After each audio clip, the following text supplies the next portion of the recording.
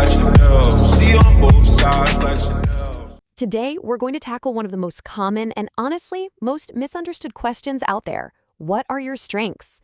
And we're going to find out why the best answer isn't a list. It's actually a blueprint.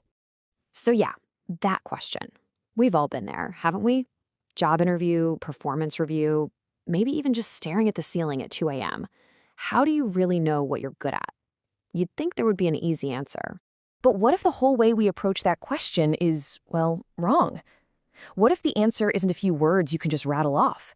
What if it's more like a personal blueprint, a unique design for how you operate when you're at your absolute best? It seems so simple on the surface, but let's be real, it's a really tough one. We tend to freeze up, trying to find the right words. But the reason it's so difficult isn't just about finding the perfect label.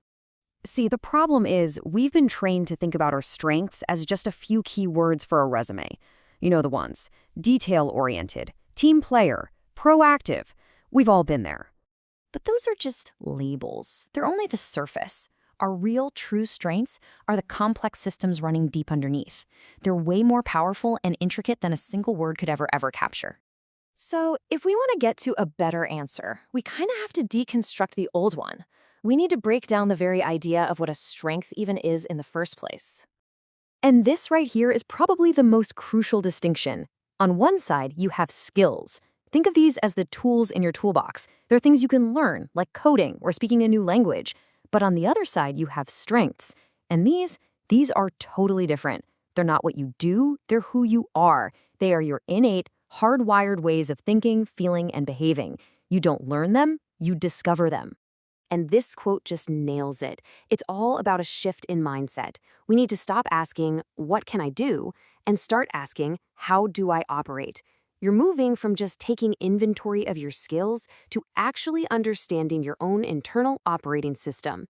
Which brings us to this really powerful new way of thinking, adopting what we'll call the architect's mindset. This is all about shifting from being a passive finder, just searching for labels that fit, to being an active builder of your own potential. So here's the big takeaway. Stop hunting around for a few perfect words like they're scattered puzzle pieces. Instead, start assembling those pieces to design and build a structure that is uniquely and totally you. Okay, so how do we actually do that? Well, it's really a 3-step process. First, you observe. You have to become a detective of your own life.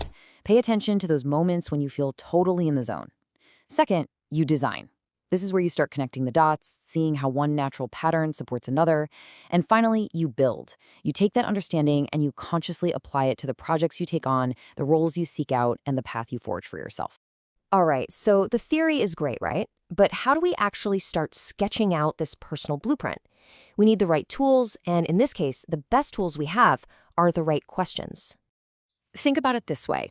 A real architect can't just design a building out of thin air. They have to understand the terrain, the landscape, and the materials they have to work with. So these next few questions, they're designed to help you survey your own inner landscape and find your raw materials. So first question to ask yourself, what activities make you feel genuinely energized, competent, and, well, you? Think about those times you lose track of the clock, when work almost feels like play. That feeling of flow? That's a huge clue, pointing directly to one of your core strengths. Okay, next up, when do you learn things almost effortlessly? You know what I mean. We all have those areas where new information or a new skill just clicks into place. That rapid learning is almost always a sign of an underlying talent that's already wired into your brain. And finally, what kind of challenges just naturally pull you in? Are you the person who loves to organize chaos into a perfect system? Or maybe you're the one who can untangle a complex web of data or connect with a group of people to build consensus. The problems you genuinely enjoy solving, they are massive signposts.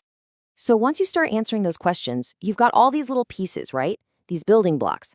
Now it's time to assemble them into something bigger, something we're calling your personal strength architecture.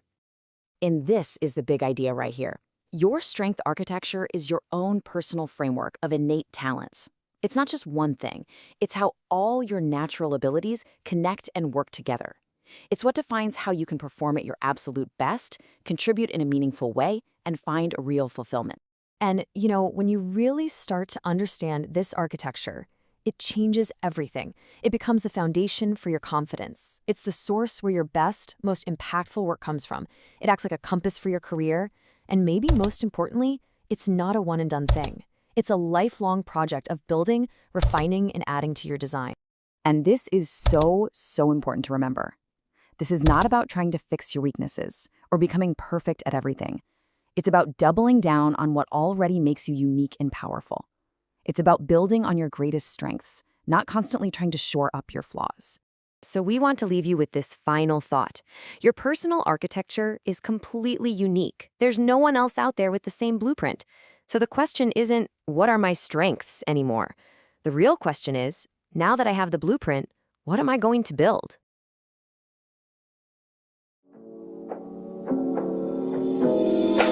I got